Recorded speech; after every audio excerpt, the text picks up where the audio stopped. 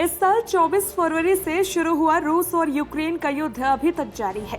दरअसल युद्ध को लेकर प्रधानमंत्री नरेंद्र मोदी ने रूसी राष्ट्रपति के सामने कहा था, आज का युग युद्ध का नहीं है। मैंने आपसे फोन कॉल पर इसके बारे में बात की है। आज हमें इस बारे में चर्चा करने का अवसर मिलेगा कि हम कैसे शांति और प्रगति के पथ पर आगे बढ़ सकते हैं। भारत और रूस कई दशकों तक एक दूसरे के साथ रहे हैं।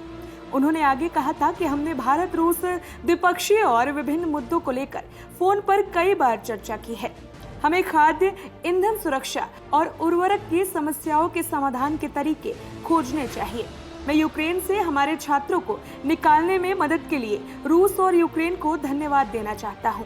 हालांकि प्रधानमंत्री को जवाब देते हुए राष्ट्रपति पुतिन ने कहा था कि वो यूक्रेन संघर्ष में भारत की स्थिति को जानते हैं और चाहते हैं कि यह युद्ध जल्द से जल्द खत्म हो। आपको बता दें कि न्यूयॉर्क में चल रहे संयुक्त राष्ट्र महासभा के 77वें उच्च स्तरीय सत्र में फ्रांस के राष्ट्रपति इमैनुअल मैक्रों ने प्रधानमंत्री नरेंद्र मोदी के उस बयान का समर्थन किया है जिसमें उन्होंने कहा था कि यह समय युद्ध का नहीं है। हाल ही में शंघाई सहयोग संगठन एससीओ के वार्षिक बैठक के इतर रूस के राष्ट्रपति व्लादिमीर पुतिन से बातचीत के दौरान प्रधानमंत्री नरेंद्र मोदी ने कहा था कि यह समय युद्ध का नहीं है। मोदी ने ये बात रूस यूक्रेन युद्ध को लेकर कही थी। फ्रांस के राष्ट्रपति ने कहा, भारत के प्रधानमंत्री नरेंद्र मोदी ने सही कहा था कि यह समय युद्ध का नहीं है। ये पश्चिम से बदला लेने का समय नहीं है या पूर्व के खिलाफ पश्चिम के विरोध का समय नहीं है। आने वाली चुनौतियों का सामना करने के लिए यह हमारे संप्रभु समान देशों के साथ आने का समय है।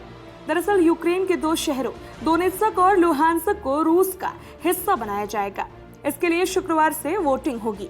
गौरतलब है कि रूस के राष्ट्रपति व्लादिमीर पुतिन ने यूक्रेन के इन दोनों शहरों को स्वतंत्र क्षेत्रों के तौर पर पहचान देने की बात कहते हुए यूक्रेन के खिलाफ जंग की शुरुआत की थी।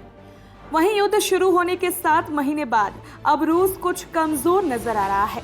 पूर्वी यूक्रेन में रूस की सीमा से लगे दोनेत्स्क की गिनती एक समय यूक्रेन के सबसे बड़े औद्योगिक क्षेत्र के तौर पर होती थी। यह डोनबास राज्य का मुख्य शहर है जहां कई अहम खनिजों का भंडार है। यह शहर यूक्रेन के बड़े स्टील उत्पादक केंद्रों में से एक है। वहीं लुहांस्क, जिसे पहले वोरोशिलोग्राद के नाम से जाना जाता था, यूक्रेन के लिए कोयले का अहम भंडार है। ये शहर भी डोनबास क्षेत्र का हिस्सा है और रूस के साथ सीमा साझा करता है। इस शहर का उत्तरी हिस्सा ब्लैक सी से लगता है। दोनेत्स्क और लुहांस्क, जिसे डोनबास प्रांत का हिस्सा है, वो रूस और यूक्रेन के बीच तनाव की मुख्य जड़ रहा है। दरअसल सोवियत संघ के विघटन के बाद डोनबास क्षेत्र यूक्रेन का हिस्सा बना। उधर रूस का कहना है कि डोनबास की अधिकतर जनता रूसी भाषा बोलती है, इसलिए उसे यूक्रेन के राष्ट्रवाद से बचाया जाना बेहद जरूरी है। रूस के पूर्व राष्ट्रपति दिमित्री मेदवेदेव ने भी कहा है कि पूर्वी यूक्रेन क्षेत्रों का रूस में विलय और उनकी सीमा को पुनः परिभाषित करना अटल है। इससे रूस उनकी रक्षा करने के लिए कोई भी कदम उठाने में सक्षम होगा।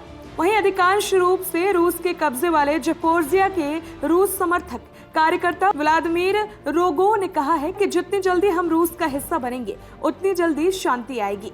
वहीं यूक्रेन के विदेश मंत्री दिमित्री कुलेबा ने जनमत संग्रह को शर्मनाक करार देते हुए ट्वीट किया और कहा है कि यूक्रेन को अपने क्षेत्रों को मुक्त कराने का पूरा अधिकार है।